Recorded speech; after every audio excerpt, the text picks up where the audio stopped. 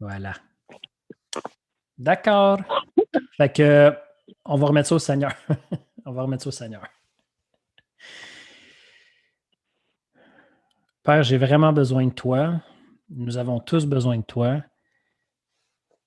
Nous sommes dans ton projet, ton très grand projet.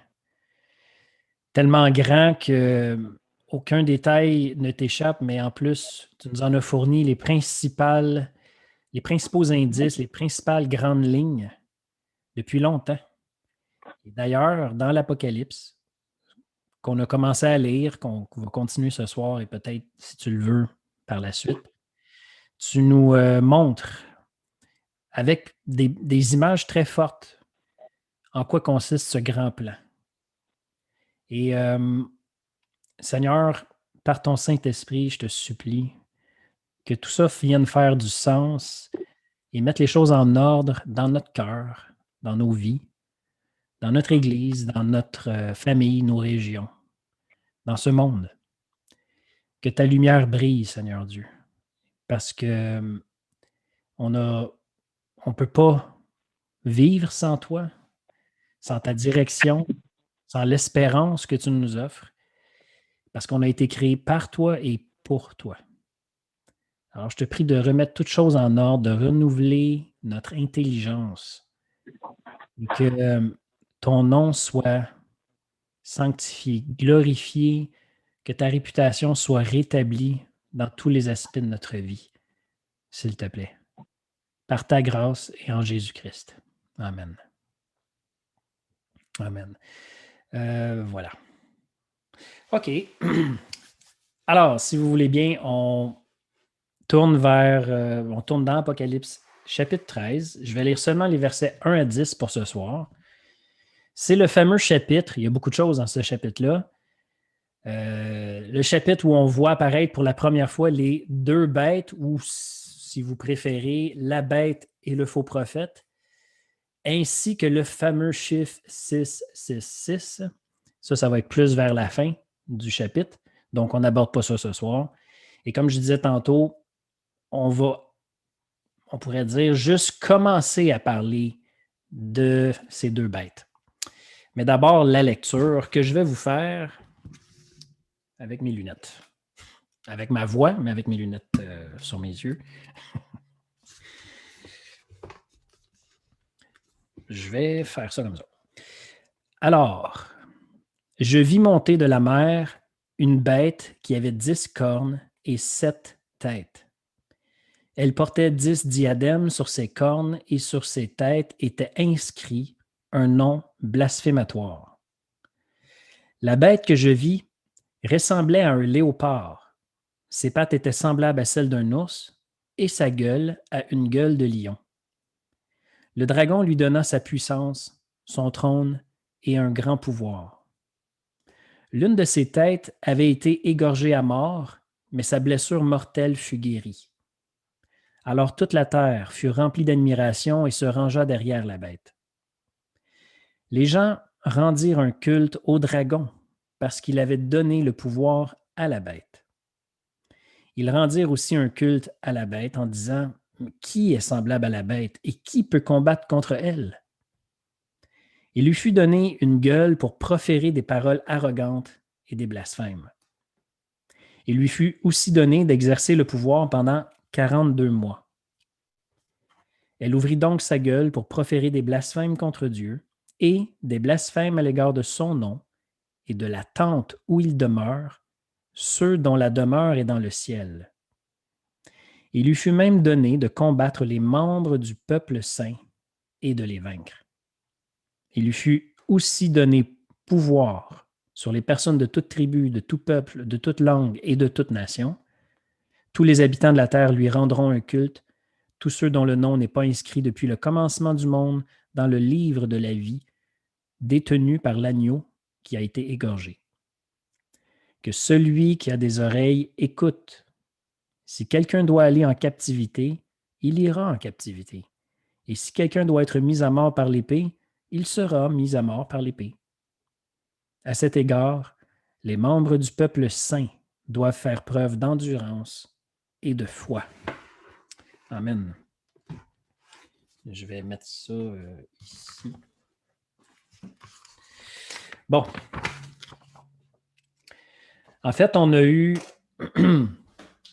C'est toujours bon de faire un petit pas en arrière pour vous se rappeler d'où on part. La fin du chapitre 12, qui est en fait le début du chapitre 13 aussi, une transition. La fin du chapitre 12 se terminait comme ça. Le dragon fut irrité contre la femme et il s'en alla faire la guerre au reste de sa postérité, à ceux qui gardent les commandements de Dieu et qui possèdent le témoignage de Jésus.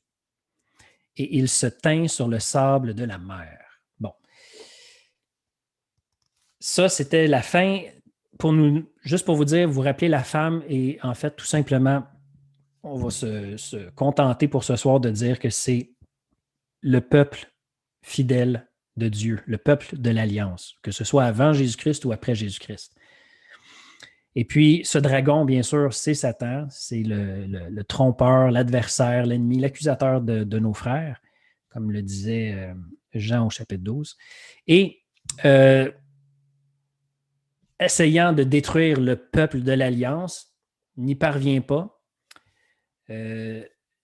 parce que ce peuple de l'Alliance est préservé par le Seigneur lui-même, et précisément dans le lieu que Dieu a préparé pour son peuple. Et on a vu la dernière fois qu'il s'agit du lieu secret, de la communion avec le Seigneur. Et parce que nous appartenons au Seigneur, il nous garde et personne ne peut nous ravir de sa main. Étant frustré, le texte nous dit que le diable, et sachant qu'il lui reste peu de temps, il va quand même continuer de s'acharner sur la postérité du peuple élu, c'est tous les descendants de Jésus-Christ, qui sont les enfants de Dieu, l'Église, dans tous les siècles. Et la bête, ou plutôt le dragon, se tient sur le sable de la mer. J'ai même vu sur le sable et sur la mer, en tout cas, peu importe, c'est comme à la lisière des deux. Pourquoi il se met là? Parce que c'est comme un commandant, le dragon, Satan, c'est comme un commandant. Et il va surgir premièrement de la mer et ensuite de la terre deux bêtes qui, elles, sont au service de Satan. En fait, ce que ça nous dit, le chapitre 13, c'est de quelle façon le dragon va faire la guerre à la postérité de la femme, c'est-à-dire à l'Église.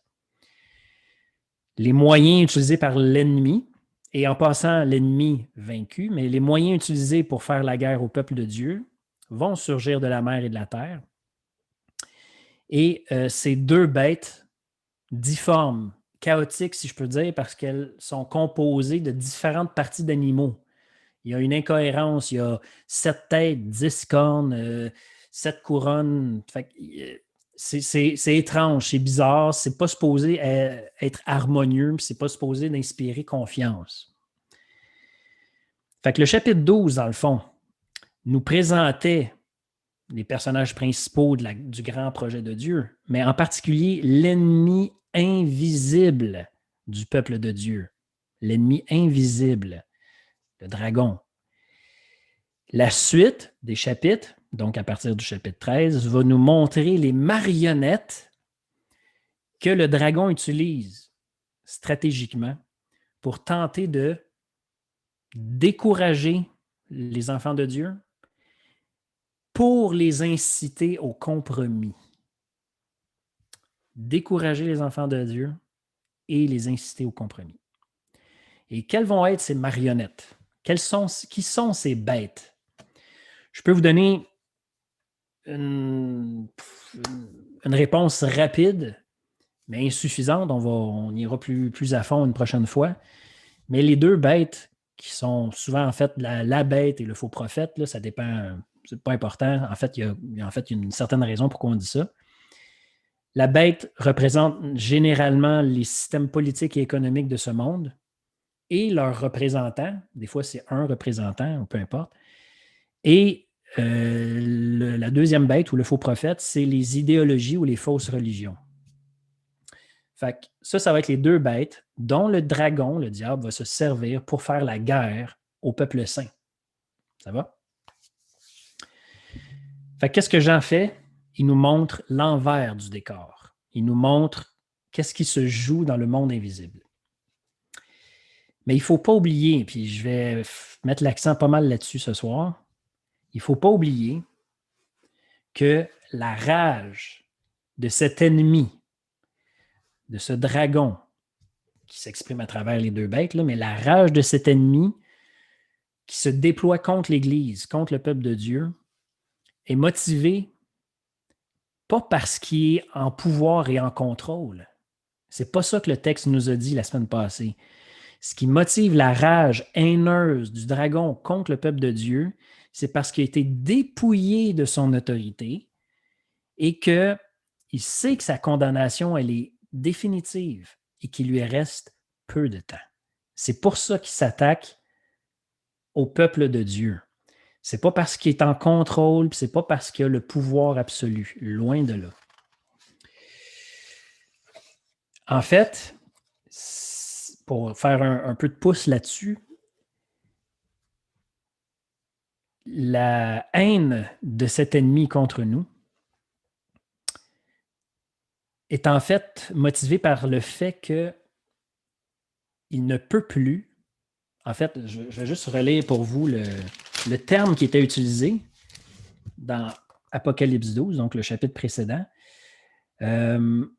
au verset 10. « Et j'entendis dans le ciel une voix forte qui disait « Maintenant le salut est arrivé, ainsi que la puissance, le règne de notre Dieu et l'autorité. » Fait que c'est le salut, la puissance, le règne, l'autorité de Christ et de Dieu, car il a été précipité l'accusateur de nos frères, celui qui les accusait devant notre Dieu jour et nuit. Ce qui nous permet de conclure que l'ennemi est enragé parce qu'il ne peut plus accuser les élus de Dieu. En fait, ces accusations n'ont plus aucun fondement. Et j'aimerais vous poser la question, pourquoi ou comment l'ennemi ne peut plus nous accuser? Ou comment, s'il nous accuse, ces accusations n'ont aucun fondement?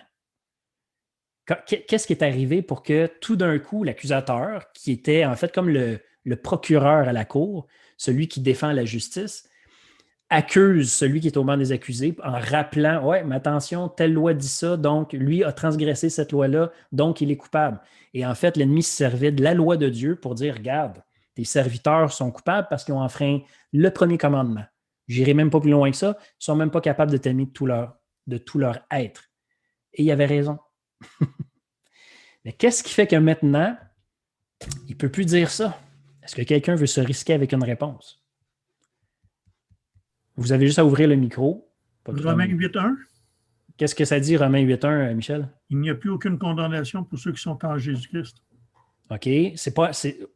Pourquoi il n'y a plus de condamnation? Parce qu'ils sont en Jésus-Christ, mais ça change quoi? Ça change que c'est plus notre justice à nous autres on était imputés de la justice de Christ. Voilà. Je vais répéter la réponse pour le bien de ceux qui sont sur Facebook. En Jésus-Christ, il n'y a plus de condamnation. Pourquoi? Parce que nous sommes en Jésus-Christ. Ça veut dire un avec Jésus-Christ. Et en d'autres mots, c'est plus notre justice à nous, c'est plus à nous de nous défendre. C'est la justice de Christ, ça veut dire sa droiture, sa perfection morale, sa sainteté, qui nous habille, qui nous a été donnée gratuitement, sans aucun mérite et aucune participation de notre part. C'est à notre compte, comme on pourrait dire. C'est dans mon compte de banque. Et c'est inépuisable, cette justice-là. Et tout ça par pure grâce en passant. Ce que moi je méritais, ce que nous méritions, la mort, la condamnation, le châtiment éternel, Christ l'a pris sur lui, l'a absorbé, a payé cette dette-là. Et en échange, gratuitement, par pure grâce, il dit « Moi, je vais vous donner ma justice. » Il ne fait pas juste nous donner sa justice, il nous embrasse dans sa justice, il nous inclut dedans. On est là. Le diable ne peut pas rien dire contre ça. Il ne peut pas nous dire « Il t'en manque encore un peu. » C'est impossible. C'est impossible. Il a perdu, ces accusations ont perdu tout pouvoir. C'est vraiment puissant, ça. Et savez-vous quoi? C'est tellement vrai, le diable ne peut rien contre la vérité. Il n'y a aucune puissance contre la vérité. La seule chose qu'il peut faire, c'est de nous mentir ou de nous proposer un mensonge comme quoi c'est pas vrai, ou peu importe, en autant en plus, puis même là, il ne peut même pas nous forcer à y croire.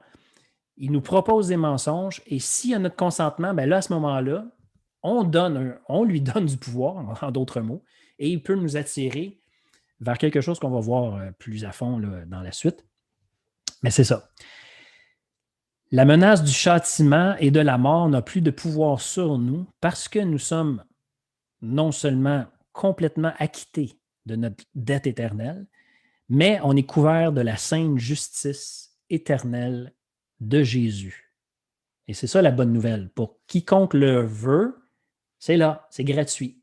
Aussi longtemps qu'on peut dire aujourd'hui, c'est à nous, on peut le prendre. Et une fois qu'on l'a pris, c'est pour nous éternellement. Cette justification-là est encore plus réelle. Écoutez bien ça. Là.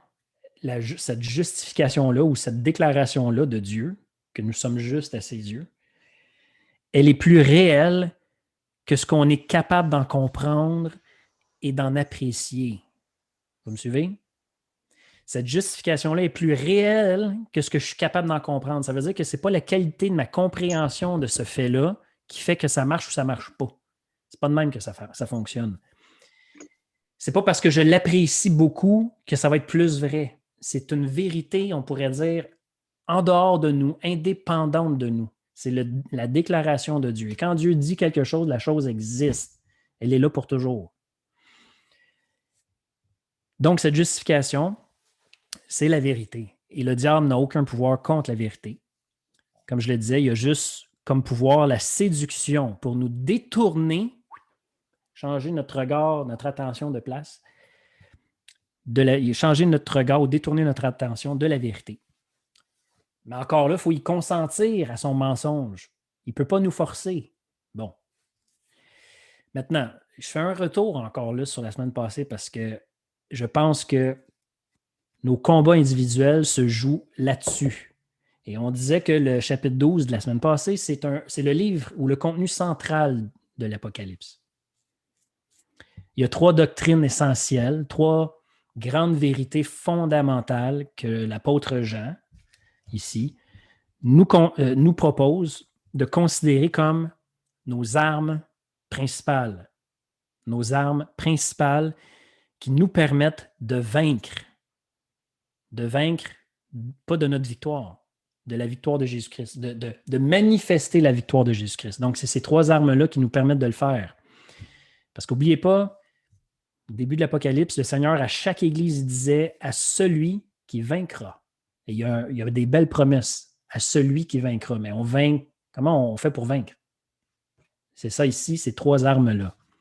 Et c'était au chapitre 12, le verset 11, qui parle des rachetés de l'Église.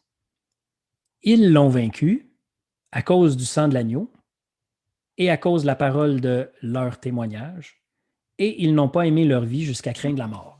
3 affaires. On en a parlé la semaine passée, je les répète. C'est essentiel. Il faudrait presque les mémoriser.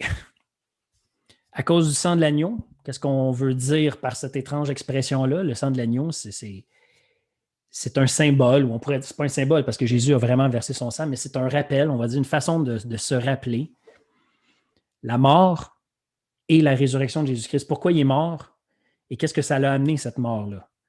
Donc, sa mort nous permet d'être acquittés de notre dette et sa résurrection nous donne aussi sa parfaite justice.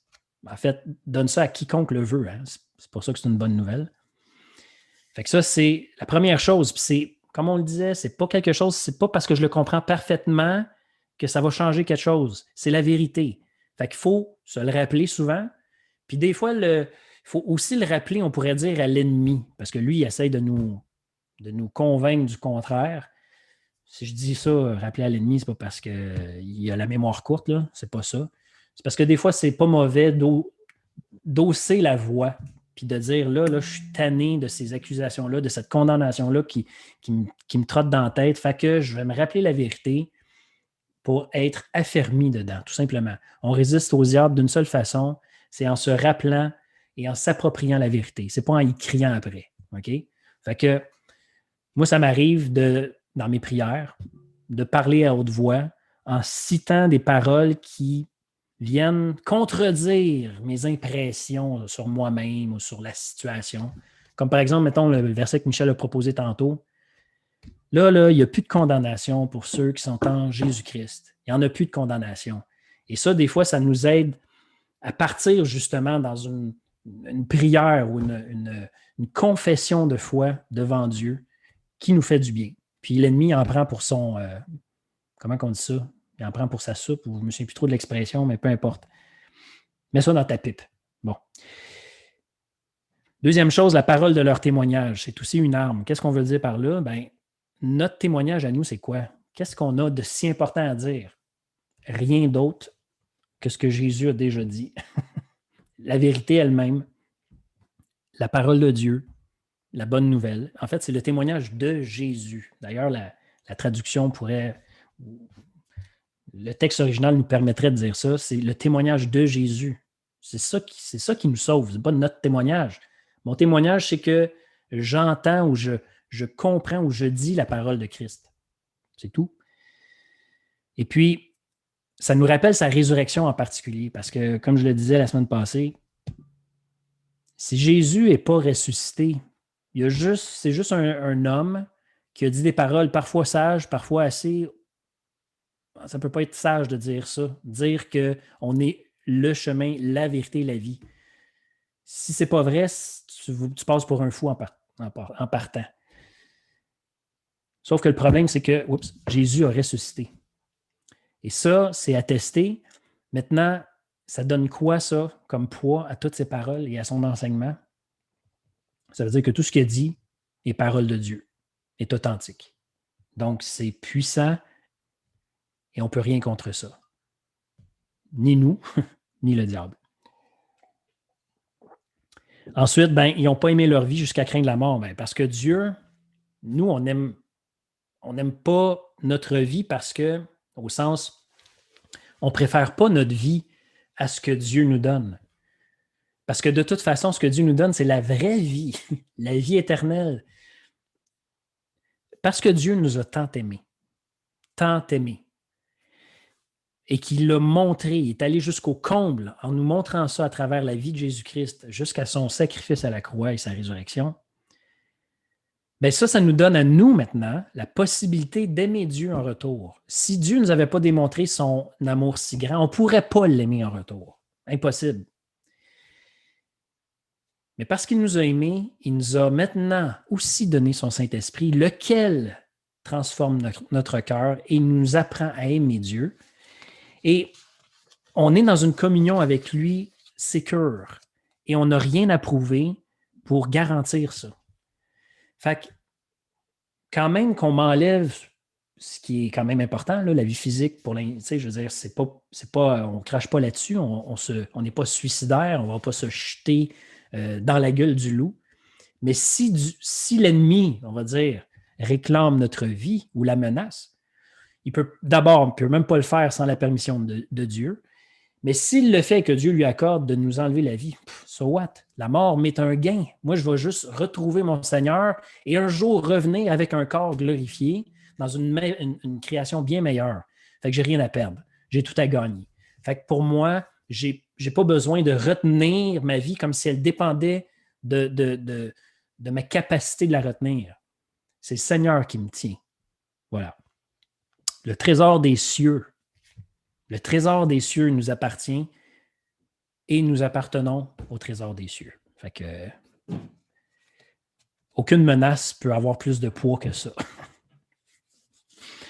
Maintenant, question. Si la victoire de Christ, dont on est participant, on bénéficie de cette victoire-là, et si elle est si puissante, impossible à changer, c'est définitif. Si les tactiques du diable n'ont aucune réelle puissance contre nous, contre ceux que Dieu s'est rachetés, comment et avec quoi le dragon, Satan, peut nous faire la guerre? Avec quoi il fait ça, là? On l'a dit, c'est par la séduction. Si j'avais dit en premier le mensonge, on est tous d'accord, mais en même temps, tu te dis, mais qui va croire au mensonge? Quand tu sais que c'est un mensonge, je ne crois pas à ça. Évidemment, ça ne s'annonce pas comme un mensonge, mais c'est une séduction, un camouflage de la vérité. C'est comme ça qu'arrive à ses fins le dragon, Satan. Camoufler la vérité pour nous amener au découragement et nous attirer vers le compromis, l'infidélité envers Dieu. S'arranger par soi-même. Quand le diable est capable de nous convaincre qu'il faudrait s'arranger nous-mêmes avec la situation, il n'y a plus rien à faire. Lui se retire et il regarde. Et c'est nous qui allons faire tout le désastre. Quand on succombe à la tentation, ça arrive très souvent, on fait le jeu du diable. C'est-à-dire qu'on perd du temps, parce que, n'oubliez pas, il ne peut pas nous enlever ce que Dieu nous a donné, là. Mais il nous enlève quoi? Ça sert à quoi sa guerre? Qu'est-ce qu'il veut nous enlever? Parce qu'il doit chercher quelque chose, là. Puisqu'il ne peut pas nous arracher des mains de Dieu, ben, il nous vole du temps précieux qui sert à quoi? Qu'est-ce que ça sert, le temps que Dieu nous donne? Ben, ça sert à être témoin, de voir Dieu agir. On perd de vue le Seigneur, là. On ne le voit plus. Ça vous arrive des fois de dire ça, je ne vois plus le Seigneur, là. Il me semble qu'il n'est plus là. Il me semble qu'on disait quelque chose de semblable à ça tantôt. Il était tout chez Madeleine, puis il n'était pas chez les autres. Bon, ben c'est ça. Il nous enlève notre attention sur le Seigneur et de ce que le Seigneur est en train de faire. Parce que le Seigneur œuvre toujours. Lui est en train de faire du travail dans ce monde pour amener à terme ce grand projet. Et il veut que son Église soit témoin de ça. Mais si on fait le jeu du diable, on tombe, on se laisse séduire par ces distractions, ben on ne voit plus le Seigneur. Puis on tourne en rond. Puis on peut tourner en rond longtemps des fois, des années des fois.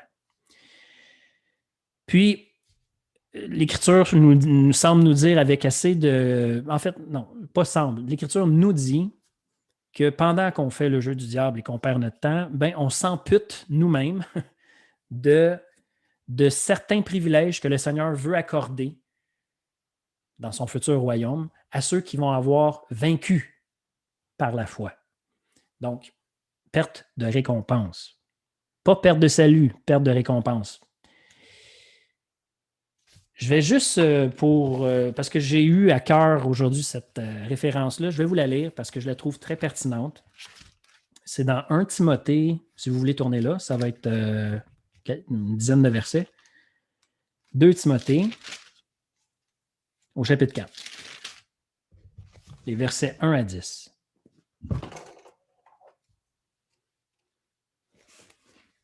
Donc, l'apôtre Paul va donner des conseils à son apprenti, on pourrait dire, son jeune Timothée, qui est en charge de l'église d'Éphèse, probablement.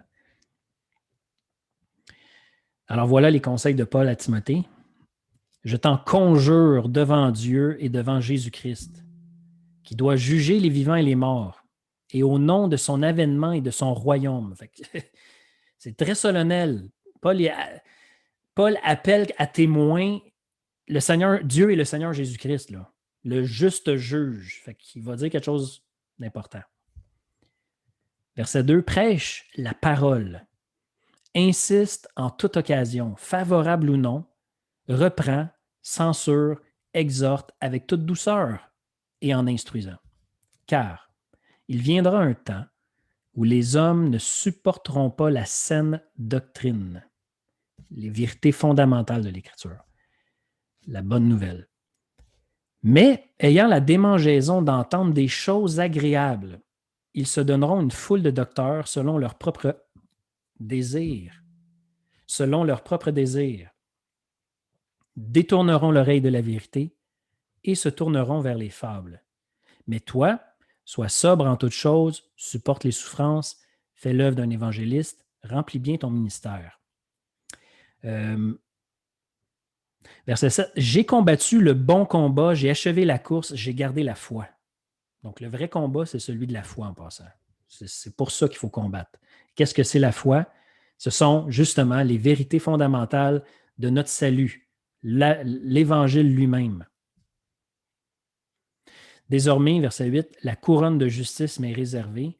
Le Seigneur, le juste juge, me la donnera dans ce jour-là, et non seulement à moi, mais encore à tous ceux qui auront aimé son avènement. Viens au plus tôt vers moi, car Démas, m'a abandonné par amour pour le siècle présent. Et il est parti pour Thessalonique, etc. Pourquoi je voulais lire ça? Ben, je trouve que ça ressemble beaucoup à notre époque, mais parce que l'enjeu est où, là? Le bon combat dont Paul parle, c'est celui de la foi. Et ce qui précédait nous indique que c'est un enjeu très important. Et il y a un temps qui va venir, puis c'est drôle parce que Paul, je ne sais pas à quelle époque il pensait, mais nous, on est vraiment là-dedans. Il y a un temps où les hommes ne supporteront plus ce qui est le fondement de notre foi, c'est-à-dire la saine doctrine, comme le texte le disait ici, la vérité du salut en Jésus-Christ. Ils ne supporteront plus ça. Ils vont se chercher plein de... Puis en passant, c'est pas... ils auront la démangeaison d'entendre des choses agréables. Ça ne veut pas dire que je ne veux plus aller à l'église, je veux juste aller voir des humoristes à Montréal dans une salle de... C'est pas ça, là.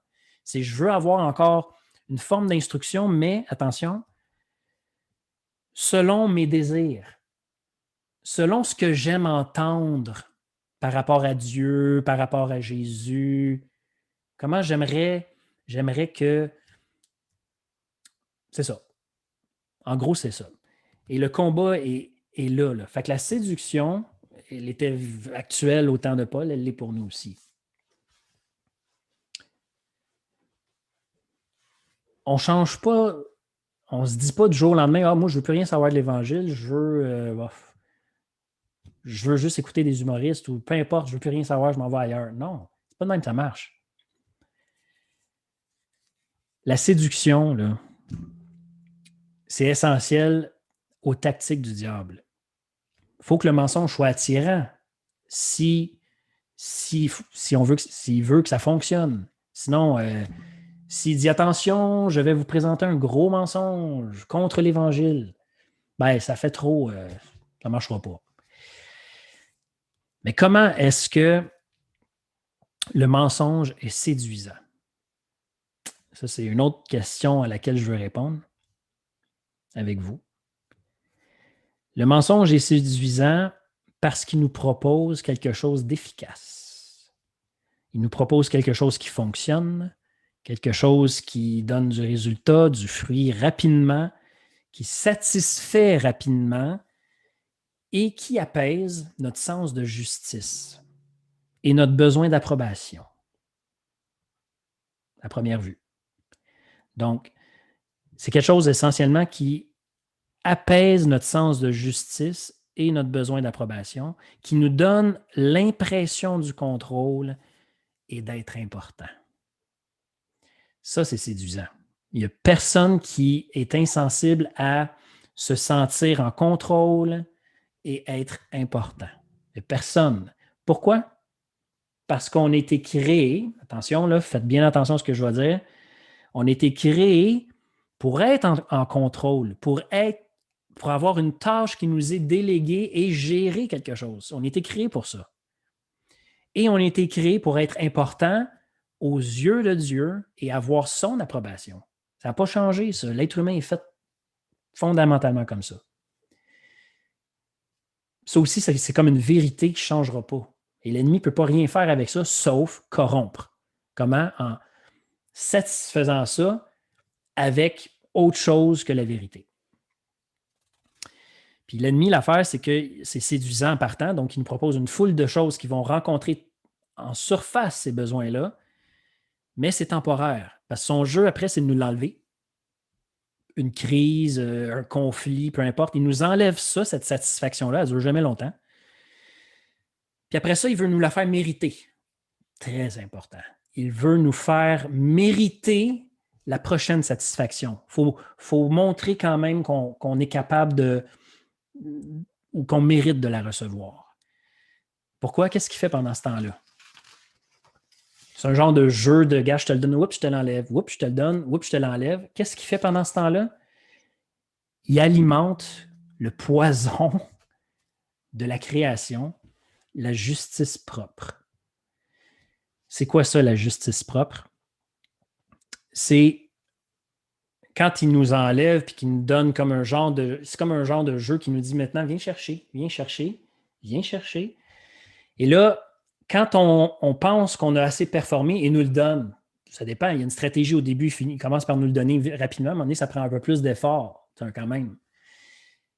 Tranquillement, on se bâtit une sorte de carapace ou une espèce de capacité, on va dire, à croire qu'on est capable d'y arriver. Finalement, ce qui compte, c'est que je pense avoir réussi. Et ça, là, ça ne nous lâche plus, ça. J'ai la satisfaction, ou en fait, j'ai la conviction que mon jugement, c'est le plus important. C'est le plus sûr et le plus certain, finalement. Et ça, là, on est fait à l'os. On est fait à l'os, on est tous contaminés par ça. Et c'est de ça que le Seigneur veut nous délivrer, tout particulièrement. Quand on est convaincu que notre cause est juste, fait que le jeu du diable, là, de nous satisfaire en surface, de nous priver, de nous frustrer, de nous faire courir après une récompense et tout ça, là, il nourrit notre sens de justice propre. Parce que lui, il n'est pas en train de se montrer en pleine face de nous, hey, c'est moi le diable qui te niaise de même. Mais non, son plus beau mensonge, c'est de faire croire qu'il n'existe pas. Mais avec ces jeux-là, il nous attire dans son piège qui consiste à croire que notre cause, ma cause finalement, est juste et je suis le meilleur juge pour en juger. C'est ça la justice propre. Ma cause est juste, je deviens un juge. C'est sûr que on n'a pas, ça ne veut pas dire qu'on se met une perruque blanche sur la tête et tout ça là, avec un marteau. C'est pas ça être un juge. Être un juge, c'est aussi simple que de dire, par exemple, ouais, ben si Dieu nous aimait vraiment, ben il ne permettrait pas tant de souffrance. Ah. Ce qui a l'air très, comment dire, rationnel, très juste à dire. Mais qu'est-ce qu'on est en train de dire là? Je sais mieux que Dieu. Et en fait, je suis en train d'administrer un jugement contre lui. C'est pas nouveau en passant, c'est quelque chose de courant qu'on fait, des fois de façon beaucoup plus subtile que ça. Bon. Quand on est convaincu que notre cause est juste, et si on a malheureusement les moyens de nos ambitions, eh bien, on est prêt à trahir et peut-être même à tuer pour imposer notre vision du bien et du mal. C'est ça. Ça, la justice propre, ce que je viens de décrire ici, là, c'est ce qui fait de nous, poussé à l'extrême peut-être, mais ce qui fait de nous des bêtes. Justement, avant de s'emballer à essayer d'identifier les deux bêtes qui sont introduites là, au chapitre 13 de l'Apocalypse, les deux bêtes, je veux vraiment qu'on se demande pourquoi l'ennemi, si on veut, l'ennemi du peuple de Dieu, est identifié à des monstres. Pourquoi c'est important qu'on ne perde pas ça de vue? Parce que c'est vraiment des monstres. Là. On en a fait la description là, tantôt, là. Des bêtes hideuses. Ben, en fait, on a juste vu la première, mais la deuxième est aussi bizarre. Celle-là est vraiment particulière, là, avec des caractéristiques d'animaux différents. D'ailleurs, ce mélange chaotique d'animaux, je veux juste faire une parenthèse, puis elle est importante. Dieu, peut-être que vous avez remarqué dans l'Ancien Testament des passages bizarres, entre guillemets, des lois où Dieu interdit toutes sortes de mélanges de choses. Il ne veut pas que ces choses-là se mélangent ensemble.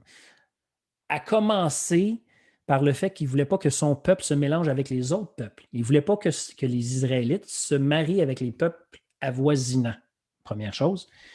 Et ceux qui étaient au service du culte, c'est encore plus sévère pour eux autres.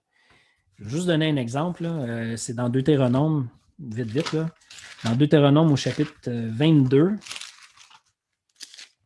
Là, tu te dis, mais pourquoi que c'est là, ça, ces lois-là? Bon, il y en a une qui est quand même assez pertinente pour aujourd'hui, là, mais c'est Deutéronome 22, verset 5. Une femme ne portera pas un habillement d'homme et un homme ne mettra pas de vêtements de femme, car quiconque fait ces choses est en abomination à l'Éternel, ton Dieu. Il y avait aussi les versets 9 à 11. Là, tu dis, OK, je ne comprends pas. Tu ne sèmeras pas dans ta vigne diverses semences, de peur que tu ne jouisses ni du produit de l'un ni de l'autre. Tu ne laboureras pas avec un bœuf et un âne attelés ensemble. Tu ne porteras pas un vêtement tissé de diverses espèces de fils. Ça ne marche plus ça aujourd'hui. 90% coton, 10% de je ne sais pas trop quoi d'autre. En tout cas, et ainsi de suite. C'est juste des exemples, puis je les trouve assez bizarres. C'est pour ça que je vous ai... Est-ce que Dieu était contre le tissage mix dans un vêtement? Il y a une raison à ça. Le peuple de Dieu était supposé de dire quelque chose par rapport à la nature de Dieu, de notre Créateur. Dieu a créé les choses pour... Prenez un autre exemple. Dans la création, au début, là, le premier livre de la Bible, Genèse, si on fait attention, on s'aperçoit qu'au début, c'est comme un gros chaos, une grosse soupe toute mélangée. En fait, il est dit que la terre était informe et vide. Tohu bohu. C'est les mots hébreux. Je ne sais pas si vous avez déjà entendu ça, l'expression tohu bohu, comme si c'était un fouillis. Là. Bon. Informe et vide. Et l'acte créateur de Dieu, ça fait quoi? Ça sépare les choses. Ça sépare la lumière des ténèbres, l'eau d'en haut de l'eau d'en bas. Il fait une démarcation à l'horizon. Ensuite, il va distinguer la terre et l'eau. Et il sépare constamment. Il divise, si on veut, les choses. Il donne à chaque chose une place unique qu'elle doit garder.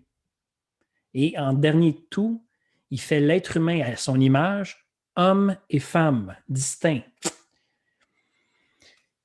Bon, qu'est-ce que ça veut dire tout ça? Dieu est un Dieu d'ordre, est un Dieu qui aime la distinction claire et nette. On appelle ça l'ordre, tout simplement. Chaque chose à sa place. Dans Apocalypse 13, qu'est-ce qu'on a? L'image d'une bête chaotique qui n'a pas respecté ces règles-là. Et ça, c'est l'image de la rébellion, de l'ennemi et de la rébellion. Et ça, c'est la caractéristique aussi particulière du péché. Qu'est-ce qui fait le péché? Il vient confondre, mélanger, brouiller les cartes, brouiller nos pensées, désordonner. Que ce soit dans la nature, les institutions humaines, mais surtout dans notre cœur. C'est ça que ça fait. C'est ça le péché. C'est pas... Comment dire? Parce que le péché, ça ne veut plus rien dire aujourd'hui, mais le péché, c'est quelque chose qui n'atteint pas son but parce qu'il est pas... Il empêche les choses d'être ce qu'elles devraient être aux yeux de Dieu, à leur place. Et quand chaque chose est à sa place, il y a paix et plénitude. C'est ça que l'Écriture nous enseigne. Mais ce que je veux dire, en gros, là, ce qu'on doit comprendre, je pense, c'est que c'est trop facile de pointer et d'accuser la bête qui est dehors, là, là-bas, dans le monde, ou dans tel gouvernement, ou dans telle, je ne sais pas trop, société secrète, ou whatever. Oh, c'est trop facile de pointer la bête qui est dehors. Puis malheureusement, la pandémie a démasqué un peu trop cette tendance de la part de beaucoup d'individus à pointer la bête dehors. Et parmi eux, beaucoup de chrétiens en passant. Pointer la bête dehors, et c'est facile ça. Elle est partout, la bête. Sauf que qu'est-ce qui se passe quand on fait ça? On oublie celle qui est là. Et c'est elle qui est dangereuse. C'est cette bête-là qui est dangereuse. En fait, il n'y aurait pas de bête politique, économique, religieuse s'il n'y avait pas d'abord la bête individuelle. Les bêtes individuelles. Puis ce que le chapitre nous apprend, 12 et 13, c'est que derrière la bête, que ce soit des institutions, que ce soit une personne, à la limite, à la fin des temps, il y aura peut-être un antichrist en particulier qui va représenter un pouvoir politique et économique, la bête. Mais peu importe qui est en arrière de ça, qui tire les ficelles, qui est invisible mais contrôle tout, d'abord le dragon, le serpent ancien, Satan. Son instrument, la bête, le faux prophète, qu'on verra la prochaine fois, c'est juste des marionnettes, comme on le disait, qui servent à quoi? Détourner notre confiance, notre allégeance envers Dieu pour la tourner vers n'importe quoi d'autre. N'importe quoi d'autre. Mais ce n'importe quoi d'autre en arrière, c'est Satan. C'est pour ça que il n'y a pas de neutralité. L'Écriture nous enseigne qu'il n'y a pas de neutralité. C'est ou bien tu es avec Dieu ou tu es contre lui, c'est-à-dire pour le diable. Il n'y a pas d'endroit où on n'adore pas. Et si on n'adore pas Dieu, on adore tout le reste. On n'adore donc pas la vérité. Et l'ennemi prend toutes sortes de formes en autant qu'on ne mette pas notre confiance en Dieu. Il est multiforme, polyforme. Il est comme un peu cette bête-là, en quelque sorte, qui change de forme, peu importe, en autant que tu sois détourné du vrai et de l'unique. Et qu'est-ce qui arrive quand on adore, peu importe, que ce soit Dieu ou pas Dieu, eh bien, on devient à l'image de ce qu'on adore. C'est un principe. Et si on adore la bête ou celui qui est en arrière de la bête, peu importe, eh bien, qu'est-ce qui arrive? C'est qu'on devient nous aussi des bêtes. Et c'est pour ça qu'on peut comprendre, puis on a encore là des exemples externes à nous dans l'histoire, des choses horribles, effrayantes, assez récentes d'ailleurs. Et ça continue en passant, et ça va continuer jusqu'au retour du Seigneur. Des choses abominables, faites par l'homme, sans Dieu. Ouais, des fois au nom de Dieu, so what? Mais c'est des êtres humains convaincus de leur justice propre, de leur cause, qui sont les instruments de ce chaos-là. Bon. Tout ça pour dire que la bête, rappelons-nous que c'est toujours, d'abord et avant tout, moi. Mais ça, chacun doit dire pour lui-même, là. La bête, c'est d'abord et avant tout moi. Parce qu'abandonné à moi-même, on a le potentiel de devenir des monstres de justice propre, capables des pires horreurs, au nom du bien. Toujours, ben oui. C'est toujours au nom du bien. Notre cause. Ça, c'est le bien par excellence. Notre cause. Tellement que si c'était recommencé, on voudrait encore crucifier Dieu. Il ne faut pas se faire d'illusions. On voudrait encore crucifier Dieu s'il nous tombe entre les mains. Si on est abandonné à nous-mêmes. Or, la bonne nouvelle pour quiconque entend cette bonne nouvelle et la reçoit, c'est qu'on ne s'appartient plus. On n'est plus abandonné à nous-mêmes. Est-ce que vous connaissez le refrain du livre le plus sombre de la Bible? À mon avis, là, le livre des juges. Je ne sais pas si vous avez lu ça récemment, là, une petite lecture légère là, avant d'aller se coucher. Le livre des juges, là, honnêtement, là, quand j'étais plus jeune chrétien, là, je voulais censurer ce livre-là. Je voulais pas que j'aurais voulu qu'il n'existe pas pour pas que les gens aillent le lire. Je veux dire, les non-croyants. C'est comme des munitions qu'on leur donne en disant « Tirez-nous dessus. Prenez le livre des juges puis accusez Dieu. » Parce que tu te dis « Mais comment un Dieu peut permettre des horreurs là même? » C'est épouvantable, le livre des juges. Les derniers chapitres, c'était écœurant, dans le vrai sens du terme. C'est quoi le refrain qui revient dans le livre des juges? Et qui se termine avec ce verset-là? C'est « En ce temps-là, il n'y avait pas de roi en Israël. Chacun faisait ce qui lui semblait bon. » Chacun faisait ce qui lui semblait bon. Et ça, c'est le refrain qui revient dans le livre des juges. Et le livre des juges, c'est le livre le plus laid de toute la Bible, qui nous montre la déchéance morale de l'être humain quand il est seul avec lui-même et fait ce qui lui semble bon. Maintenant, de quoi le Seigneur est venu nous sauver? De cette bête-là. De nous, en fait, de la bête en nous. Ne nous induis pas en tentation, mais délivre-nous du mal. C'est le Notre Père, ça. Parce que c'est à toi qu'appartiennent dans tous les siècles le règne, la puissance et la gloire. C'est à lui, en d'autres mots, qu'appartient le jugement sur le bien et le mal. C'est à lui qu'appartient le monde entier et surtout notre vie aussi. C'est lui qui doit avoir le dernier mot. Toujours. Délivre-nous du mal, Seigneur, parce que si moi je prends et je m'attribue le dernier mot et le jugement final, eh bien, ça va juste redonner encore des histoires d'horreur comme dans le livre des juges, qui s'est d'ailleurs répété au cours de l'histoire en boucle. Et ça va être comme ça, malheureusement, jusqu'au retour du Seigneur. sauf si le Seigneur intervient pour nous en délivrer. Et il l'a fait. Donc, Jésus a cloué cette bête, la nature autonome qui réclame en nous. Il l'a cloué pour lui enlever son pouvoir puis nous libérer des mains du diable qui tire les ficelles en arrière de ça, toujours. Donc, pour tous ceux qui sont unis à Jésus, plus rien ni personne ne peut nous arracher maintenant des mains percées du Seigneur. Il n'y a plus rien qui peut nous arracher de ces mains-là. Et on n'est plus livré à nous-mêmes. Et cette bête a perdu son potentiel. Pas son potentiel, son pouvoir. Pourquoi je disais ça? Parce que c'est tough qu'est-ce qui arrive au chapitre 13, parce qu'on l'a lu. Il est même donné à la bête extérieure, cette fois-là, de persécuter le peuple de Dieu et de les vaincre. Mais on sait que Dieu, c'est lui le juge suprême, là. C'est lui qui donne l'autorisation. Qu'est-ce que c'est ça? Tu donnes, Seigneur, à la bête, au système de ce monde, en fait au diable, la permission de combattre le peuple saint et de les vaincre. C'est quoi ça?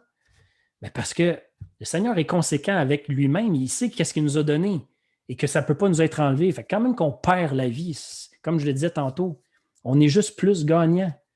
Ça ne veut pas dire qu'il faut être kamikaze puis suicidaire, c'est pas ça. Parce qu'encore là, quand on fait ça, on veut décider de la façon de mourir. Puis ça, c'est de l'autonomie, encore une fois. Fait que c'est une erreur. Non, mais quand le Seigneur dit c'est le temps maintenant, moi, je te rappelle à la maison, puis je vais utiliser l'ennemi pour te persécuter un peu puis t'enlever la vie. Mais c'est pas injuste, premièrement, mais en plus, c'est pas une menace. Donc, on n'a rien à craindre de cette bête féroce qui va s'élever et qui continuera de s'élever à travers les siècles, parce qu'elle le fait encore. Ouais, voilà. Quoi conclure à tout ça? La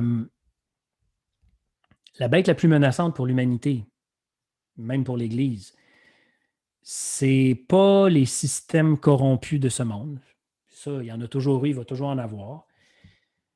C'est pas l'Antichrist qui un jour se pointera le bout du nez, puis va probablement amener à son maximum la folie de l'homme livré à lui-même. C'est pas ça la plus grosse menace. C'est l'esprit qui anime et qui est déjà à l'œuvre depuis le Jardin d'Éden. Cet esprit, on pourrait dire, comme Jean le dit là, dans sa lettre, l'esprit de l'Antichrist. C'est la pensée qui veut s'élever au-dessus de la parole de Dieu. Ça, c'est le vrai danger. C'est la pensée qui veut nous élever à la place du juge. Selon une définition que Dieu donne dans Ésaïe 57, prenez-le en note si vous voulez, mais Ésaïe 57 au verset 17, Dieu donne une définition courte du rebelle. Qui est le rebelle? Le rebelle a suivi le chemin de son cœur. Voilà. C'est pas une citation de Walt Disney, ça. C'est comment Dieu, lui, décrit un rebelle. Suivre le chemin de son cœur. Poursuis tes rêves. Si tu y crois, ça va arriver. Suis le chemin de ton cœur. Ça, c'est la définition de la rébellion, ou du rebelle, en fait. Et c'est ça qui nous amène subtilement, même avec beaucoup de séduction, à devenir parfois des bêtes. Et quand il y a bête humaine, il peut y avoir bête politique et économique. Et si on est assez de bêtes ensemble, qui s'entendent temporairement, on peut monter un système politique, économique, religieux, peu importe, pour s'imposer. Et tôt ou tard, ce que l'Apocalypse nous révèle, c'est que la bête se tourne toujours contre le peuple de Dieu et contre Dieu lui-même. Et je ne sais pas si vous avez remarqué, ce qui est vraiment intéressant, je ne sais pas comment est votre traduction, mais celle que j'ai lue ici est à favoriser. c'est au verset 6. On termine avec ça. Donc, la bête ouvrit donc sa gueule pour proférer des blasphèmes contre Dieu. Et ça, ça revient souvent dans le texte, des blasphèmes. Donc, élever des blasphèmes contre Dieu à l'égard de son nom et de la tente où il demeure, ceux dont la demeure est dans le ciel. C'est étrange. La bête profère des blasphèmes contre la tente où il demeure. C'est qui la tente où Dieu demeure? C'est l'Église. Et dans la phrase, peut-être que vous avez un « et » entre les deux, mais la lecture est préférable ici. C'est la tente où il demeure, l'Église, c'est-à-dire ceux dont la demeure est dans le ciel. La tente est sur terre. Okay? L'Église est sur terre. Dieu habite dans son Église. Mais notre demeure est dans le ciel. Et ça, le diable n'a plus d'accès à ça. Chapitre 12, il a été dit qu'il a été précipité en dehors du ciel. Il ne peut pas nous enlever de la présence éternelle de Dieu. Il ne peut pas nous enlever de notre position, si on veut utiliser cette expression-là. Vraiment encourageant. Fait que, voilà. Moi, je veux vous laisser poser des questions, s'il y en a. Je sais on a à peine effleuré les détails du chapitre 13. Il y en a énormément. Plein. On va sûrement y revenir, Dieu voulant, la semaine prochaine. J'aurai une question pour vous, si jamais il n'y a pas vraiment de questions, après vos questions, peu importe. Mais pour l'instant, je vous laisse ouvrir vos micros, réagir, poser des questions. Je peux vous donner un peu plus de gravy, comme on dit. Si vous avez des questions en lien avec les 10 premiers versets ou les 10 premiers versets du chapitre 13.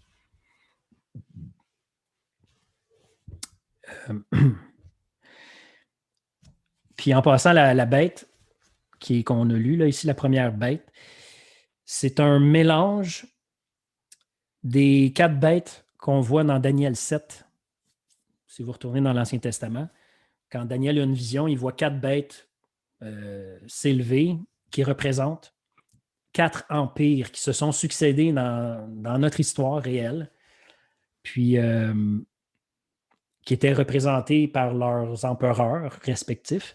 Mais ces 4 bêtes, ici, sont comme mélangées ensemble. Fait que ça, c'est particulier. On expliquera peut-être plus amplement pourquoi la prochaine fois, là, mais qu'est-ce qu'il y avait d'autre? Et peut-être comme devoir, si ça vous tente de vérifier ça, là, dans le chapitre 13 au complet, il y a énormément d'images, oui, mais qui font, comment je dirais, qui ont des ressemblances avec la Trinité divine. Soit au Père, soit à Jésus-Christ, soit au Saint-Esprit. Il y a comme des termes, des expressions utilisées pour parler de la bête que tu dis, mais on dirait qu'en même temps, on pourrait retrouver les mêmes mots qui parlent de Dieu le Père ou Dieu le Fils ou Dieu le Saint-Esprit. Et il y a une raison pour ça. Il y a comme un genre de jeu de... comment je dirais ça? D'imitation de la part de Satan, finalement. En fait, il y a une trinité diabolique, je vais le dire comme ça. Le dragon. Ensuite, il y a la première bête qui est comme le roi ou celui qui représente la royauté, Christ. Et il y a le faux prophète qui représente le Saint-Esprit. Fait qu'il y a vraiment comme une caricature voulue de la part du diable. Mais pourquoi est-ce que le texte où Jean, en fait, nous montre qu'il y a vraiment comme une ressemblance? Bien, justement parce que le but, c'est de nous tromper. C'est de comme, on dirait que c'est pareil. Là, à un moment donné, tu ne sais plus trop faire la différence. Fait que c'est ça. Si on n'est pas affermi dans ce qui fait la caractéristique unique du Dieu trinitaire. Mais voilà, j'ai déjà trop parlé. Fait que, à vos questions.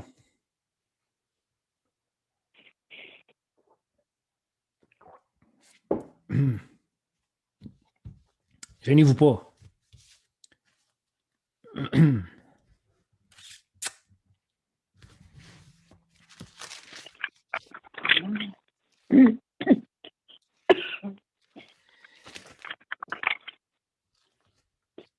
Il n'y a pas de... si vous voulez partir de ce que vous avez comme appris ou ce que vous savez depuis des années, mettons, en lien avec mettons, la bête ou le faux prophète ou tout ça. Tu sais, je veux dire, il y a une façon de voir les choses très populaire dans l'Église qui est peut-être majoritaire même. Si vous voulez poser des questions en lien avec ça, on peut y aller. Je ne suis pas trop, comment dire... en tout cas, je peux répondre au meilleur de ma connaissance. On va dire ça comme ça.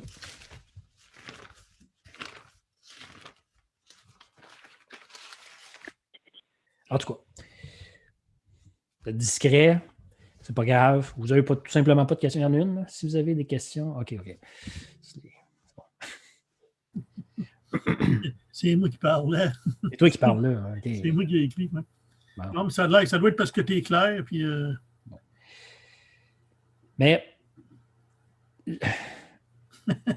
on a tous été témoins ou on l'est encore, puis on entend parler. On a beaucoup entendu parler de cette fameuse bête, peut-être, ou de l'Antichrist, peu importe, là, du nouvel ordre mondial ou de tout ce qui annoncerait comme l'arrivée de la fin des temps, là, comme étant quelque chose. Tu sais, on a tellement dénoncé ça, certains ont tellement dénoncé ça, accusés à tort et à travers, plus souvent qu'autrement, toutes sortes d'institutions, même des fois certains personnages comme étant les acolytes du diable quasiment. Et beaucoup parmi l'Église, il faut se le dire. Puis, qu'est-ce qui se passe pendant ce temps-là? Ça revient à ce qu'on disait tantôt. Quand on pointe dehors, regarde, le mal il est là, le mal il est là, le mal il est là. Pendant ce temps-là, on dort au gaz. Puis on est en train de nourrir, d'alimenter notre justice propre plus souvent qu'autrement. Au lieu de se repentir devant le Seigneur puis de le supplier que l'Évangile bouleverse notre vie et fasse de nous des témoins dignes de ce nom. Mais bon, ça c'est... bon. J'aurais une question, puis justement, en lien avec l'excellent message de dimanche qu'on a eu avec Michel sur l'Épître de Jacques, en fait, le premier chapitre. Parce que on est arrivé, en fait, proche du message central, je vous dirais qu'il y avait la question de demander la sagesse à Dieu, parce qu'on va tous souffrir et on est supposé d'en faire un sujet de joie. Maintenant, ça peut représenter un défi quand tu dis, OK, comment je fais pour me réjouir d'une situation qui me peine ou qui me bouleverse ou qui me fait mal? C'est là que Jacques dit, demandez de la sagesse à Dieu. Mais, qu'est-ce qu'il dit? Demandez-la avec foi, sans douter.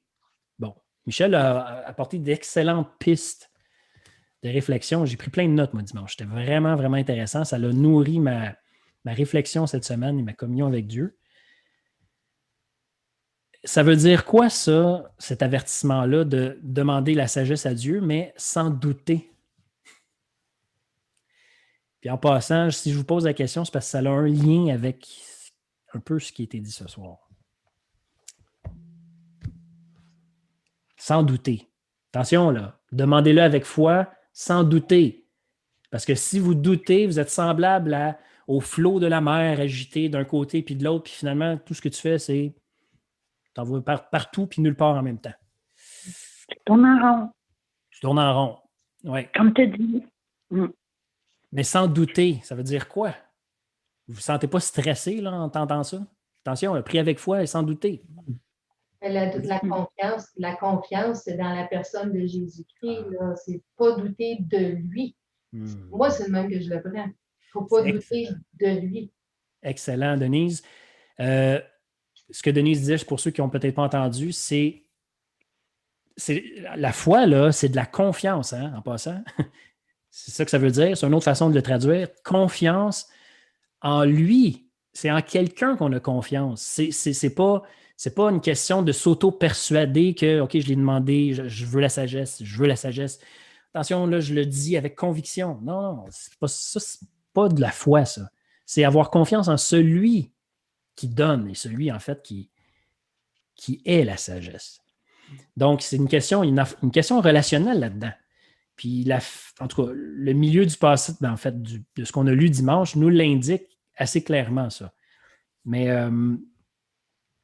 est-ce que quelqu'un d'autre voulait suggérer une réponse à ça? Parce que j'ajouterais des choses, moi, à ça. C'est quoi ça, ne pas douter? Prier avec foi sans douter. Pour ma part, si on prie pour que le Seigneur, selon le plan du Seigneur pour nous, là, je ne veux pas avoir une auto, là, mais je veux avoir quelque chose de concret pour lui. Là. Si je prie pour ça, ça dit, si tu pries, tu peux l'obtenir. Crois que tu vas l'obtenir. Je peux croire que je vais l'obtenir, mais quand? Pas maintenant nécessairement, parce que c'est peut-être pas son plan pour moi. Ah, voilà. Alors, je ne peux pas prier aveuglément, dire j'ai prié, je vais l'avoir. Si je l'ai, c'est parce que c'est bon pour moi. Mais si ce n'est pas bon pour moi, il ne me le donnera pas. Bon. Ça, c'est ma façon de... Ben, c'est ça, c'est prier selon la volonté de Dieu, dans le fond. Parce que Dieu, puis là, en fait, tu touches pas mal au nerf de la guerre, c'est que qui est juge de ce qui est bon pour moi? Qui est juge de ce qui est bon pour moi? C'est Dieu. Évidemment, demander la sagesse. Quelqu'un qui dit « Oh non, moi, je n'ai pas besoin de sagesse. » On a un problème. En partant. C'est comme, en fait, le principe de la sagesse, c'est justement de dire « Appuie-toi pas sur ta sagesse, puis demande-la la sagesse. » C'est comme quasiment une joke que Jacques fait au début de sa lettre. « Ah, si vous manquez de sagesse, demandez-la à Dieu. »« Oh non, moi, je n'ai pas de besoin. » Eh, mon doux, tu en as vraiment besoin. Mais c'est sûr que c'est bon pour moi, mais la sagesse, n'oubliez pas, c'est pas comme une espèce de connaissance mystique ou je sais pas trop. Là. C'est comment mettre vraiment, comment concrétiser ma confiance. Là. Comment je m'en sors ici avec ce que Dieu m'a dit là, pour ma situation à moi. Là. C'est ça de la sagesse. Comment mettre en pratique concrètement dans ma situation le principe, on va dire, ou la parole de Dieu. Là, j'ai besoin de faire la relation entre les deux puis de voir comment là, appliquer ça. Bon. Chantal a dit le doute, 2 points, là, est-ce que Dieu a réellement dit? Tu sais? Ah, OK, oui. Est-ce que Dieu a réellement dit? Parce que finalement, le doute, c'est quoi? En fait, d'abord, la foi, c'est quoi? C'est qu'est-ce que Dieu dit?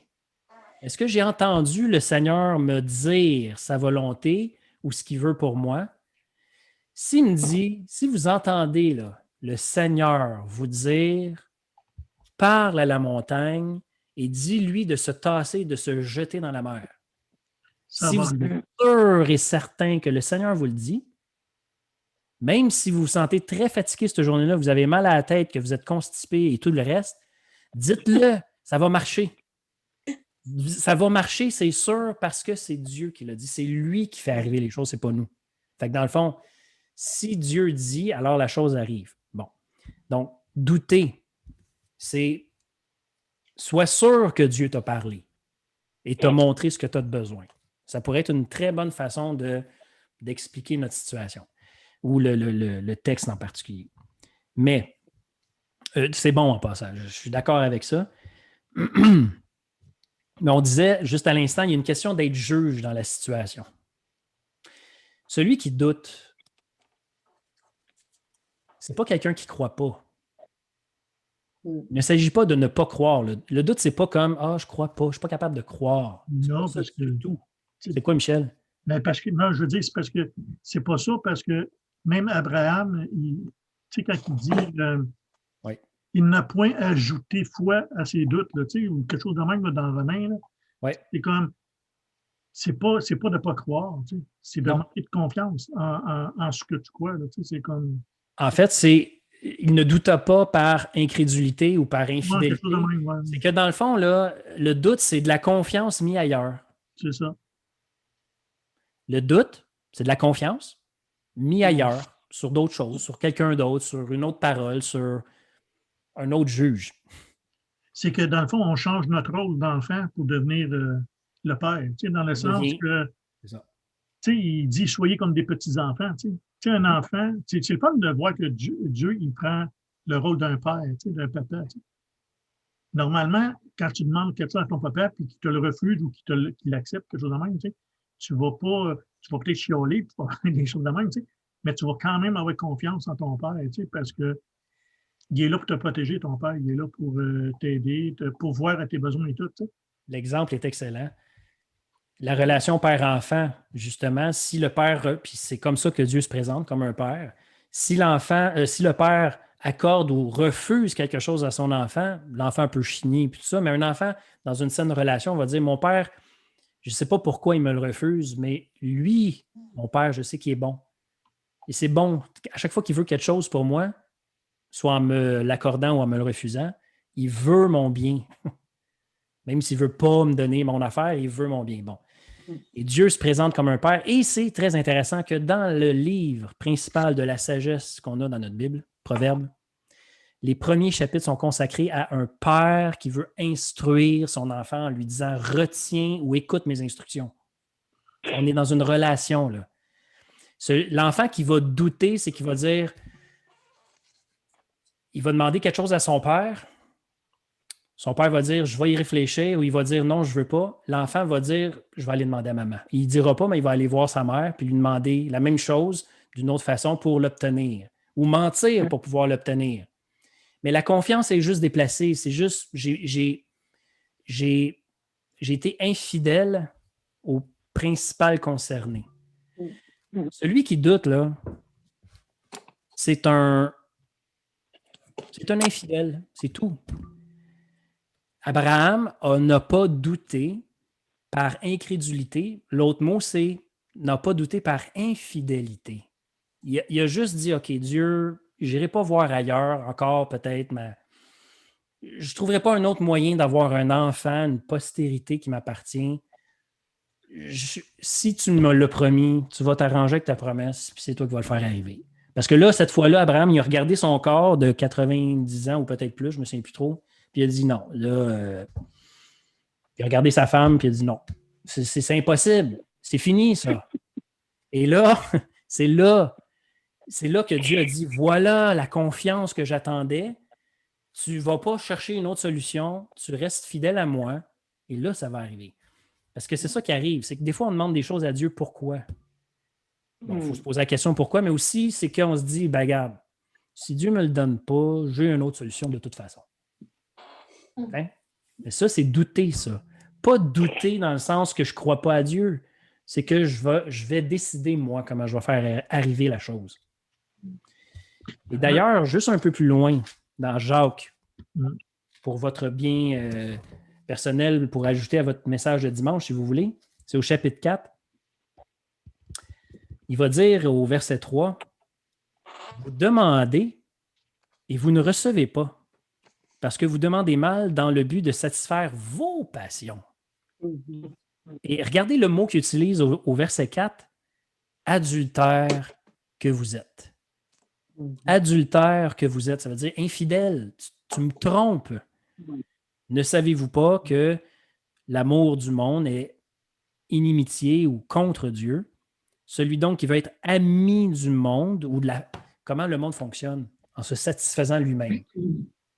Je suis le juge de ma vie, je m'arrange avec mes besoins, c'est moi qui réponds à mes besoins. Bon, si on veut faire comme ça, eh bien, on se rend ennemi de Dieu. Croyez-vous que l'Écriture parle en vain? Non. C'est avec jalousie que Dieu chérit l'Esprit qu'il a fait habiter en nous. Il y a une question de Saint-Esprit là-dedans. Prier par l'Esprit, attendre de lui le secours, lui demander, Seigneur, est-ce que j'ai vraiment besoin de ça en ce moment, etc. Mais pourquoi c'était en lien avec notre texte de ce soir, cette question de douter, demander avec foi sans douter?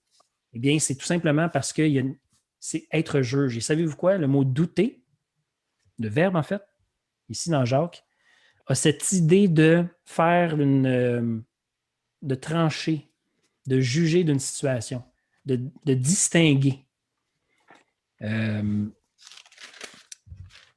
Bon, en tout cas, j'avais une référence même dans Jacques qui réutilise le mot dans un autre contexte, qui est exactement celui-là qui veut dire c'est vous qui jugez. Là. Fait que quand on doute, on se fait la référence, le juge de la situation. Et là, Dieu dit, ben garde ça, là, ce que tu me demandes, tu ne l'auras pas. Parce que tu veux satisfaire ta cause et non la mienne. Fait que ça, c'était ma question pour vous. Ben, vous n'avez pas de question. Anyway. Fait que la bête, le faux prophète, ça s'en vient. Le chiffre 666, la marque de la bête. Ah, la marque de la bête. On va avoir du fun. Il va falloir passer plus de temps là-dessus, je m'en aperçois parce que c'est trop chaud comme sujet. Puis, certains vont peut-être être pas d'accord et tout ça. Ça va peut-être entraîner des petites discussions. Fait que ça va être intéressant. Sinon, c'est pas grave si on finit l'Apocalypse plus tard. De toute façon, on n'a rien d'autre à faire. Fait que... Mais j'ai l'impression que si on suit comme l'instruction qu'on a reçue ce soir, si on a cette relation avec Dieu qui fait en sorte qu'on tue la bête qu'on est, là, tu sais, je veux dire, là, tu comprends ce que je veux dire? Là, on regarde la bête qu'on est, puis on va dans la repentance, c'est les petits combats qu'on va combattre tout le long qui va faire en sorte qu'on va être capable d'envisager là, le verset 7 là, de chapitre 13. Tu sais, c'est là que je le vois, les petits combats personnels. C'est quoi l'exhortation du Seigneur pour l'Église?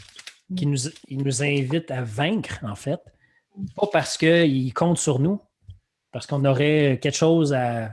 Non, c'est ce qu'on a dit tantôt au chapitre 12. On est vainqueur, mais l'ennemi va essayer de nous déloger sur ces grandes vérités concernant... On l'a vaincu. Il est vaincu, en fait, par Jésus, à cause du sang de l'agneau, à cause de la parole de son témoignage, puis parce que, finalement, à cause de son amour pour nous, mais qui fait que nous, on n'aime pas notre vie au point de craindre la mort. C'est une guerre de compromis. Si on compromet cette fidélité, justement, envers Dieu, l'ennemi est heureux parce qu'il nous fait perdre du temps.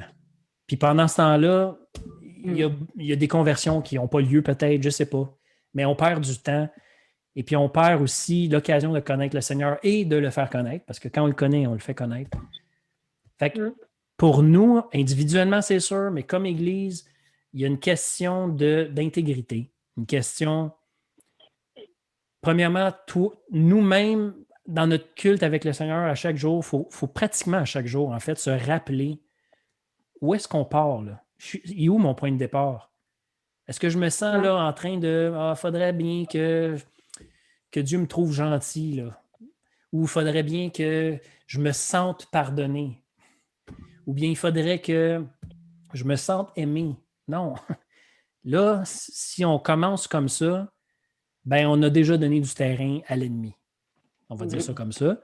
De rappeler les fondements de l'Évangile qui fait qu'on est dans la présence de Dieu. C'est notre lieu préparé. On est là.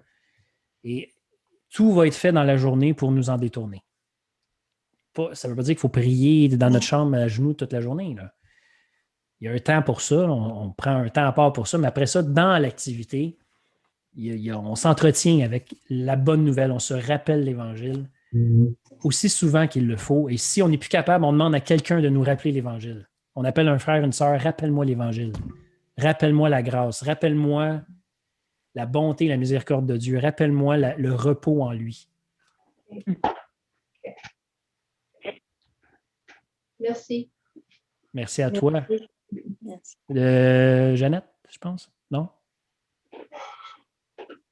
J'entends pas, les micros sont fermés. Mais s'il y a quelque chose, vous... Non, je disais merci parce que c'est... Bon. On est là-dedans, là, on est là, puis... D'accord. Bienvenue. Cette petite bête-là qui est en nous, hein? C'est ça, c'est qu'on laisse les marionnettes se servir et de nous détourner. Ouais. On laisse ces marionnettes-là se servir de nous. Ouais. Il y a toutes sortes de moyens séduisants pour nous donner le goût de prendre notre cause en main. Moi rendre justice, à la situation. Hein? Je veux rendre justice à la situation.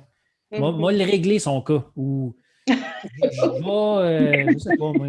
Tu sais, là, vous savez ce que je veux dire. Oui. Sylvain Grenier, il fait dire bonne soirée à tout le monde. Il dit qu'il a dû quitter, là, mais il fait souhaiter bonne soirée à tous. Merci, Sylvain. Puis je voulais aussi dire, je trouve ça intéressant, la phrase, le verset là, qui dit Abraham, quand il dit il ne doutait point par incrédulité. Tu sais.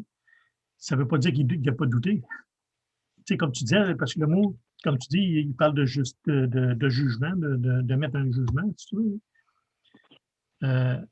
Malgré qu'il a peut-être douté, qu'il s'est dit, ben voyons donc, ma femme, comme tu dis, ma femme, elle regarde l'âge qu'elle a, tout ça, tu sais. Il a fallu qu'il fasse l'acte pareil parce qu'elle a eu un enfant, tu comprends? Il n'a pas été incrédule. Tu sais, il l'a fait. C'était la même affaire avec son enfant sur le bûcher, là, tu sais. Colin, il devait douter, il devait se dire non, on ne veut pas faire ça, tout ça, tu sais, mais il a gardé la foi, il a gardé la confiance en Dieu, tu sais. C'est bon que tu le mentionnes, à savoir que quand il dit, par exemple, qu'Abraham n'a pas douté par infidélité ou incrédulité, ça ne veut pas dire qu'il n'y a pas eu de combat intérieur. Au contraire, il a dû avoir des sentiments très opposés même à ce que Dieu lui disait ou lui montrait ou lui affirmait. Il a dû se dire, mais voyons donc. Puis même, on le voit, en fait, Abraham, plusieurs fois avant ça, douter, là. Premièrement, il a douté au point de dire, je vais m'occuper de la situation moi aussi, là. En tout cas. Mais tout ça pour dire que douter, là, mettons, dire, mais je ne comprends pas, Seigneur, comment tu vas faire ça? Comment tu peux faire ça? Ou comment tu vas le faire arriver? Ça, c'est pas douter. Non, ça c'est pas douter, là, parce que je ne suis pas en train de me détourner de Dieu pour essayer de régler ou de faire arriver la chose autrement que par ses moyens à lui. Douter, c'est être infidèle à Dieu. C'est de chercher une solution ailleurs que lui. C'est de se confier à autre chose ou une autre personne ou moi-même. Mais ça ne veut pas dire d'être impeccable dans notre pensée puis de ne pas avoir de pensée contradictoire, d'être très positif. Ça n'a rien à voir. C'est pas ça pantoute. Avoir la foi, ça peut être rempli de questions, je dirais même de colère, d'incompréhension. Mais c'est Seigneur, s'il te plaît, aide-moi. Sauve-moi de mon incrédulité. Dans le fond, c'est d'avoir manqué de sagesse. Tu sais, c'est un peu comme que je disais dimanche. Tu sais, dimanche, je disais, mettons que la sagesse, il fallait demander la sagesse pour comprendre le mystère de Dieu, tu sais, pour comprendre ce qui se passe dans l'épreuve. Tu sais. Avoir le point de vue de Dieu, finalement. C'est ça, le doute, c'est un peu ça, là, tu sais, c'est de manquer de la sagesse de Dieu, dans le fond. Tu sais. Seigneur, redonne-moi ta perspective sur la situation. Redonne-moi ton point de vue sur la situation. Ça, c'est recevoir la sagesse ou demander la sagesse, mais aussi la recevoir quand il nous le montre. Je ne comprends pas ce qui se passe, Seigneur. Là, puis là, je vais tout casser. Tu sais, mais donne-moi de la sagesse pour comprendre ce que tu veux faire dans ma vie à travers ça. Là, tu sais. Ouais. Parle de moi. On se sent tous visés. Je me suis sensibilisée en calvaire aussi. Ah, oui. Il y a Sophie qui dit quelque chose ici. Là. Ah oui, c'est bon. Le doute est une certitude qui en détruit une autre. Oui. Merci, Sophie. C'est vrai. Oui. Ça, c'est une fameuse citation. Je ne sais pas si c'est qui avait sorti ça, mais en tout cas, peu importe. Là, mais merci de nous le rappeler, Sophie. Le doute, c'est une certitude qui en détruit une autre, qui détruit une autre certitude. C'est ça un doute. Fait que. C'est bon, hein, celle-là. Moi, je vais juste comme prier pour terminer la soirée puis arrêter Facebook. Puis on quittera tranquillement, pas vite après ça, là, mais je vais prier pour l'instant. Si vous voulez bien vous joindre à moi. Il y a un drôle de son là, qui vient dans mon... Ben, ferme les micros, Michel. Ouais, nous autres aussi. Alors, fermer les micros comme ça, mais... Ou toi, tu peux les fermer, tu es l'animateur. Ouais. Je pense que ça vient des téléphones. Bon, en tout cas. Bon. Fait que, Seigneur, moi, je veux... Ben, je veux te remercier. Tiens, on va commencer simplement, mais sûrement te remercier pour ta parole et la vérité, la puissante vérité de ta victoire. Et cette vérité est indélogeable, elle est inchangeable, elle est éternelle. Et tu nous assures, Seigneur Dieu, que nous sommes plus que vainqueurs, pas par nous-mêmes, mais par celui qui nous aime, c'est-à-dire toi. Parce que tu nous aimes, plus rien ne peut nous condamner ne peut nous séparer de toi. Et ça, c'est puissant. Mais puisqu'il n'y a aucune puissance contre cette vérité qui nous sauve, eh bien, cet ennemi, invisible, mais aussi pervers que réel, sa tactique va toujours être d'éveiller en nous la bête de la justice propre. Et quand ça prend des dimensions collectives, ça devient des bêtes sociales, des bêtes politiques, des bêtes économiques, des bêtes religieuses. Mais à la base, c'est une justice propre qui dit « c'est moi la référence, c'est moi le juge, c'est moi la cause. » Et Seigneur, qui n'est pas coupable de ça? Et même si tu nous as sauvés, Seigneur, on est encore tenté par ça. Il y a encore cette faiblesse, cette vulnérabilité à ce mensonge-là en dedans de nous. Et donc, on va t'obéir tout simplement en faisant ce que tu nous as dit, en te priant, Seigneur, de ne pas permettre qu'on tombe dans cette tentation, qu'on cède à cette tentation-là, mais délivre-nous du mal. Délivre-nous du mal, Seigneur, qui sommeille en nous. Parce que c'est à toi qu'appartient tout le règne, la puissance et la gloire pour toujours. Et ça, c'est la vérité.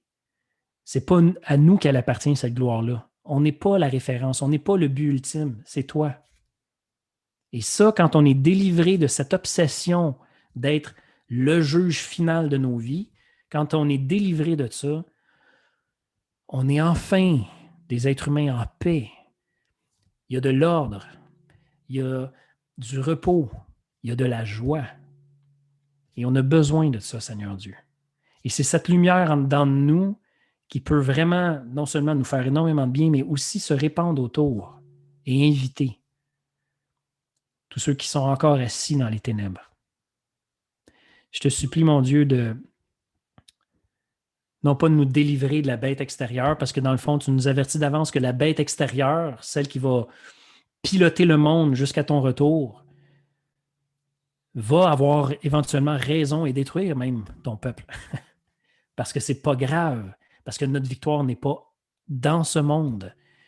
Notre victoire, elle est en toi et dans le prochain et le futur monde qui est déjà commencé, la nouvelle création, celle qui ne périra jamais. Merci Seigneur pour cette belle œuvre, ce grand projet dans lequel tu nous inclus. Merci pour ta grâce, ton pardon et la purification, Seigneur Dieu, de notre cœur que tu fais par la foi. Merci. Au nom de Jésus, amen. Alors, merci pour votre présence et pour votre présence, votre écoute. Moi, je vais éteindre Facebook.